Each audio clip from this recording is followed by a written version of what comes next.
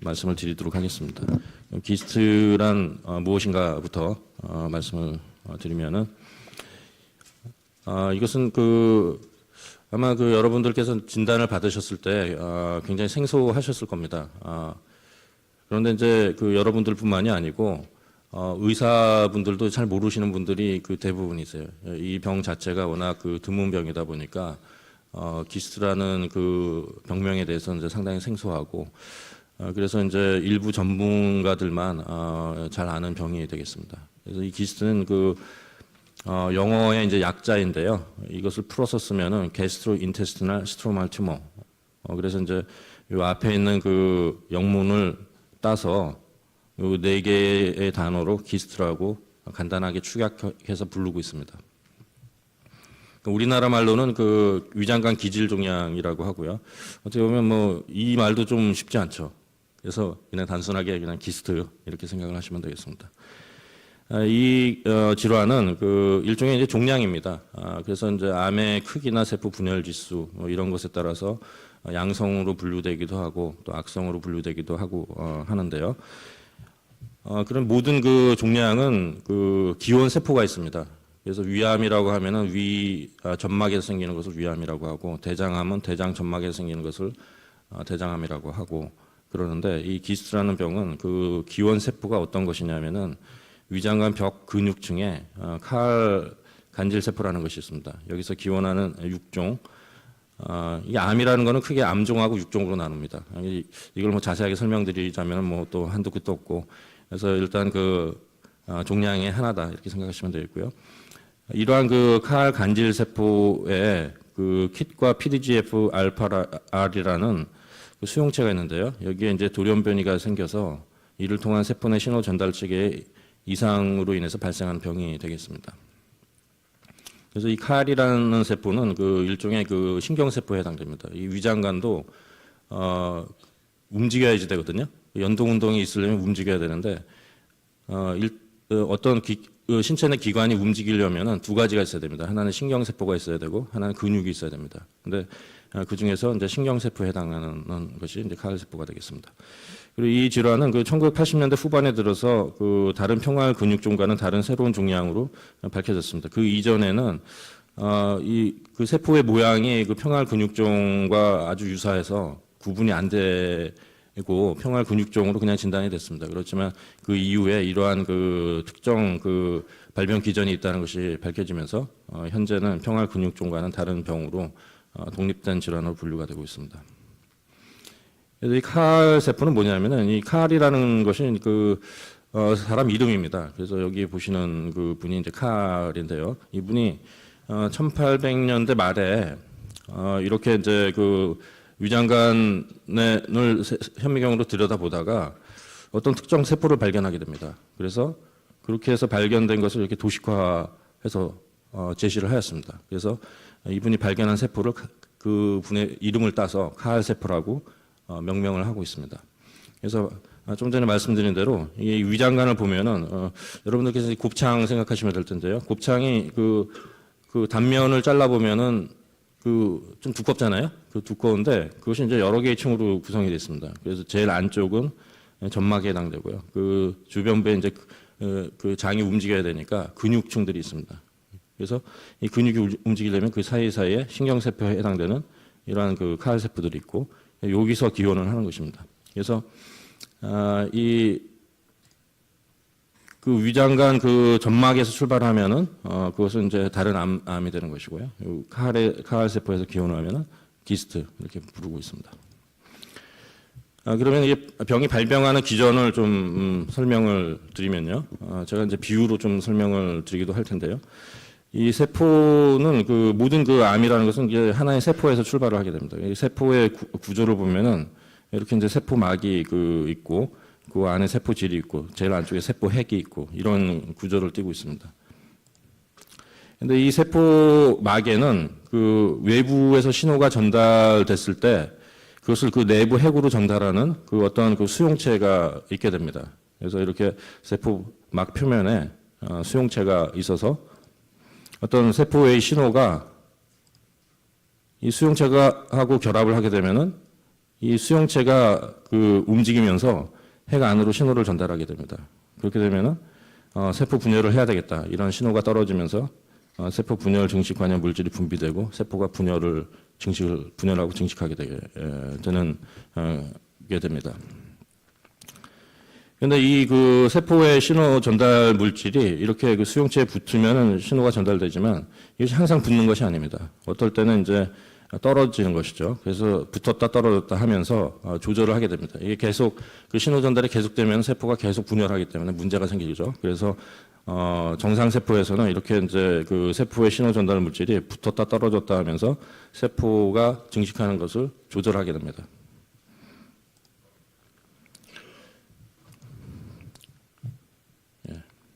그래서 이런 것을 반복하게 되는 것이고요. 그래서 여기서 이 수용체만을 좀 그 확대해서 좀 보도록 하겠습니다. 이 구조가 어떻게 생겼는지. 이걸 확대하면은 여기 세포막이 있고, 여기에 이제 그 바깥에서 그 신호가 들어오는 세포 전달 물질이 붙는 그런 위치가 있고요. 그 다음에 이 세포막 안쪽에 어떤 신호를 활성화시키는 그런 그 부분들이 있습니다. 이것은 마치 이제 그 자동차 키를 생각하시면 되겠는데, 자동차 키를 여기다 그 작동을 시키면은 뭐 엔진이 움직이고 차축이 움직이고 결국 바퀴가 굴러가게 되지 않습니까? 그러니까 여기서 어떤 그 세포의 전달 물질이 붙으면은 그 자동차 키를 그 스위치를 켜는 것처럼 그렇게 돼서 이제 그 엔진이 돌아가고 차축이 돌아가는 그런 현상을 생각하시면 되겠습니다. 그래서 이 기스트에서는요 두 가지 수용체가 중요한데요. 킷과 PDGFR 알파 단백질 수용체가 발병 기전에 중요한 역할을 하게 됩니다. 그래서 이 부분을 또 따로 떼어서 보면 말이죠. 이렇게 되는데 마치 이제 자동차 키를 돌렸을 때 엔진이 움직이는 것처럼 이 순차적으로 이렇게 움직이게 됩니다. 그래서 킷 효소에 그 인접한 다른 효소 단백을 인산화시킴으로써 어떤 세포 신호가 전달이 그 핵내로 전달이 되게 되는데 이러한 그 세포 내 연쇄적인 그 효소 활성은 최종적으로 세포 분열에 대한 신호를 증폭 전달하게 되겠습니다. 그걸 모식도로 보시면요. 이렇게 움직인다는 것이죠. 일종의 기계처럼 이렇게 움직여서 신호 전달을 하게 되겠습니다. 이것을 다른 비유로 또 들자면 일종의 이제 스위치를 생각을 하시면 되겠습니다. 이 스위치를 이 킷과 PDGFR 알파의 그 수용체로 비유를 한다면 말이죠. 평상시에는 이렇게 이제 이 스위치가 열려 있기도 하고 또 이제 세포의 신호가 들어오면은 이게 연결을 해야 되겠다고 닫히기도 하고 그래서 이게 닫히면은 이 어떤 회로가 연결이 돼서 꼬마 정구에 불이 들어오는 것처럼 이 꼬마 정구에 불이 들어오는 것은 비유적으로 세포 분열과 증식을 의미하게 되겠습니다. 이렇게 전멸이 되게 되는데요.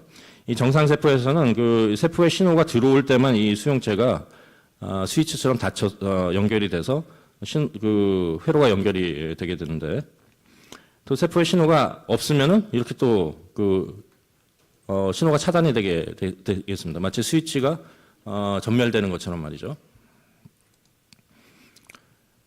그런데 그 기스트에서는 이러한 그 수용체의 돌연변이들이 관찰이 됩니다. 그래서 그 빈도를 보면은 대개 한 85%에서 킷 수용체 또 PDGFR 알파 수용체의 돌연변이가 관찰이 되는데 대개는 제일 많은 것이 킷 엑손 11번에 가장 많이 관찰이 되고 그 다음에 이제 엑손 9번 그 다음에 PDGFR 알파의 이제 돌연변이가 일부에서 관찰이 되고 있습니다. 근데 이러한 그 돌연변이가 생기면 말이죠.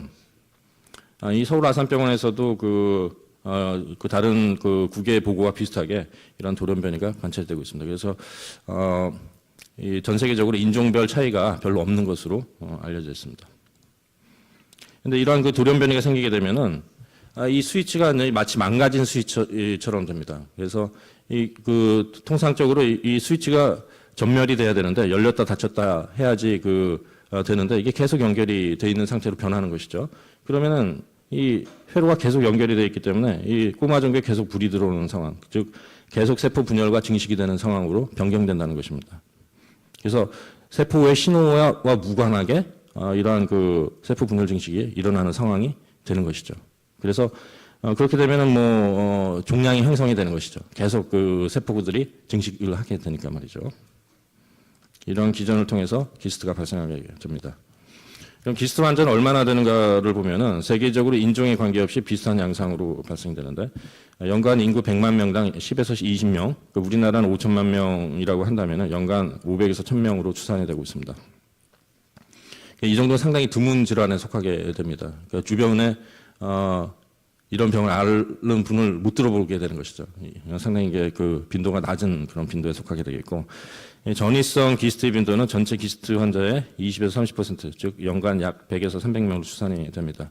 그리고 남자에서 조금 더 많이 발생하고 나이는 55에서 65세에서 가장 많이 발생이 됩니다. 그럼 어느 단계에 잘 생긴 나를 보면은 복강 내부, 즉 이 그 배죠, 배에 생기는 것인데 위장관 및 복막에서 발생할 수 있습니다. 이 복막이라는 건 어떤 것이냐면은 그 소장, 대장, 위 이런 데의 표면을 복막이라고 합니다. 의학 용어로. 그래서 이것도 이제 그 위장관 내부에 위장관 즉 복강 내부에 이제 위치하는 그런 구조가 되겠고, 위에서 60에서 70%의 빈도로 가장 많이 발생하고, 그 다음에 소장 20에서 30%, 이외에 대장이나 식도, 복막에도 소수 발생하고 있습니다.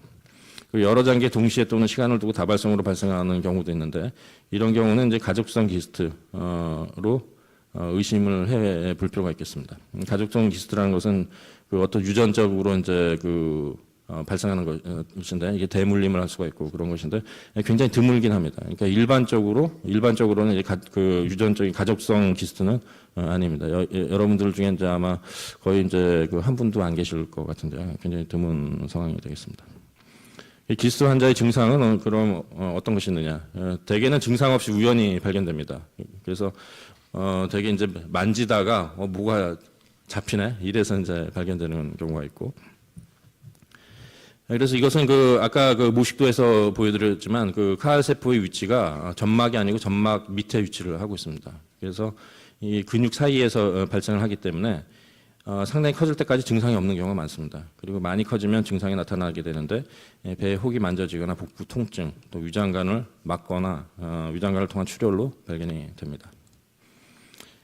그리고 주로 전이를 할 수 있는 장기는 이것도 역시 복강 내부로 전이가 많이 됩니다. 그래서 복강 내부의 장기 중에서 간 쪽, 그리고 다른 위장관의 표면, 즉 복막에 전이되는 경우가 흔하게 생기고, 드문 전이 장기로는 복강 이외의 부분, 즉 뼈, 폐, 뇌 이런 데도 아주 드물게 전이가 될 수가 있겠습니다.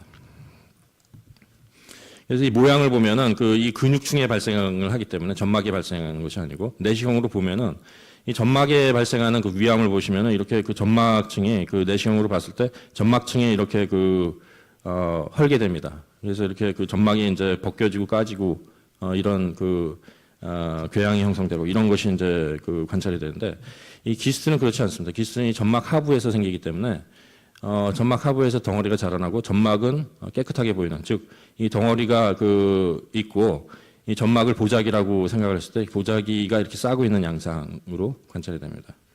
그래서 이런 것이 이제 기스트의 모양이 되겠고요. 이건 위암의 모양이 되겠습니다. 진단은 어떻게 하느냐? 조직 검사 또는 수술된 조직의 현미경적 모양이 기스트에 일단 합당하고, 이게 킷이라는 단백이 굉장히 중요하기 때문에 킷 단백에 대한 면역화학 염색을 해서 이게 존재하고, 또 킷 단백의 음성이라도 킷 또는 PDGFR 알파 유전자의 돌연변이가 증명되면 확진이 되는 것으로 되어 있습니다. 그래서 저희도 이러한 진단 과정을 거쳐서 킷 단백에 대한 면역화학 염색 필수적으로 하고 있고, 또 유전자 검사도 필수적으로 하고 있습니다. 그래서 이것은 현미경적으로 이제 들여다봤을 때 세포 모양을 보여드리는 것이 되겠고, 이건 킷 단백에 대한 면역화학 염색에 이렇게 갈색으로 염색이 되면은 이게 이제 킷이 존재하는구나 이렇게 판단을 하게 됩니다. 그래서 거의 이제 95% 이상의 환자들은 킷 단백 면역 염색이 되고 있고요. 그다음에 이제 유전자 돌연변이 킷 또는 PDGFR 알파의 유전자 돌연변이가 85% 정도에서 85% 이상에서 관찰이 됩니다.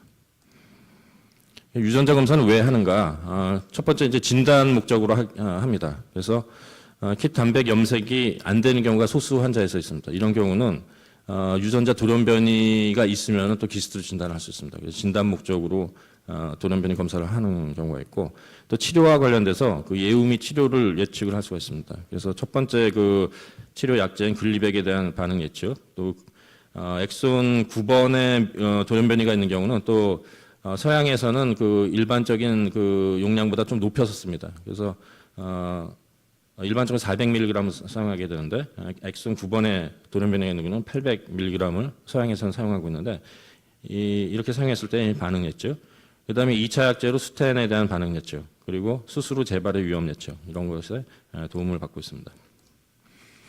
이거는 CT를 보여드리는데요. CT에서 여기가 이제 덩어리가 해당이 됩니다. 그리고 이쪽은 이제 간인데, 간에 있는 이렇게 까맣게 보이는 것들이 이게 전이병소가 되겠고, 이쪽은 그 복막전이의 병소가 되겠습니다. 그래서 장 표면에 이렇게 덩어리가 형성되기도 합니다.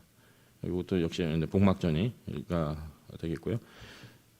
그리고 이제 간혹 골반 내 복막에 생기는 경우는 그 외과가 아닌 산부인과에서 수술하는 경우도 있습니다. 그 난소라든지 자궁하고 위치가 비슷하게 이제 생기는 경우들이 있는데, 이런 경우 산부인과에서 수술하는 경우도 있습니다. 그리고 페트 검사는 그 이런 식으로 이제 그 까맣게 보이는 부분이 이제 그 암이 그 기스가 있는 부분이 되겠는데요. 그래서 이 페트로도 이렇게 그 활성화를 확인을 할 수가 있습니다. 그렇지만 이 페트는 그 매우 민감한 검사이긴 한데 고가로 특수한 경우에만 차정을 하게 됩니다. 대개는 CT에서 다 구분이 되는데 CT에서 잘 구분이 안 되고 좀 애매한 경우 페트를 추가로 시행하게 됩니다.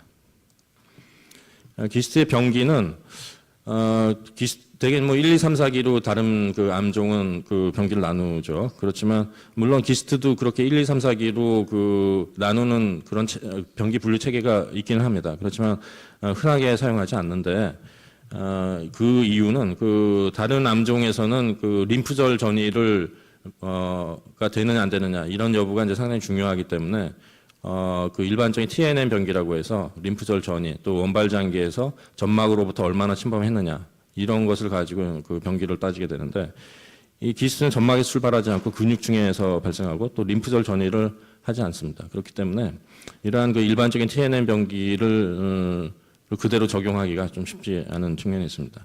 그래서 저희가 이제 TNM 병기라 다른 그 1, 2, 3, 4기로 나누는 그런 그 병기를 잘 적용하지는 않고 병이 전이가 있느냐 없느냐, 또 이제 전이가 없는 경우는 얼마나 이제 재발 확률이 있느냐 이런 것으로 분류를 합니다. 그래서 전이가 없는 경우는 이제 종양의 크기, 세포 분열의 수 및 원발 장기 이런 여부를 가지고 얼마나 재발 확률이 있느냐 이렇게 분류를 하게 되겠습니다.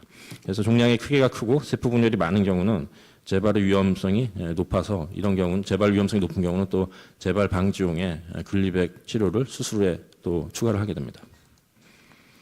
기스트의 치료 방법은 그 수술이 상당히 중요합니다. 그래서 이전에는 글리백이라는 약제가 나오기 전에는 유일한 효과적인 치료 방법이었고, 재발 시에 또 이제 뭐 항암제가 잘 안 들었던 그 2000년 이전의 시대에는 여러 번 수술하기도 했습니다. 그리고 눈에 보이는 그 종양을 완전히 제거하는 것이 중요하긴 한데, 이 뭐 위암 이런 것은 이제 그 정상 조직도 상당히 그 광범위하게 같이 절제를 해야지 되거든요. 그렇지만 이 기스트는 그 다른 암과는 달리 그 넓은 절제원이나 광범위한 림프절 절제는 필요하지 않은 것으로 되어 있습니다. 그리고 글리백이 등장한 이후에도 여전히 그 중요한 치료 방법이 되겠습니다. 그 일반적인 방사선 치료는 효과가 없는 것으로 되어 있고요. 일반적으로. 그래서 일반적으로 사용하지 않습니다. 그리고 항암 화학요법. 이것은 그 현재까지 6종을 포함한 각종 암이 치료에 그 사용되어 온 일반적인 항암제들은 효과가 없는 것으로 알려져 있습니다. 그래서 기스트에서는 일반적인 항암 화학요법을 사용하지 않고요. 1차 약제로서는 이제 글리백과 2차 약제로 스텐, 3차 약제로 스티바가 효과가 증명되었고, 이후 암의 병리 기전을 표적으로 한 새로운 개념의 항암제들이 현재도 계속 개발되고 시도가 되고 있습니다. 그래서 현재 표준 치료는 이렇게 세 가지 약제가 나와 있고요. 여기까지가 일반적인 기스트의 이제 개관이 되겠습니다. 이어서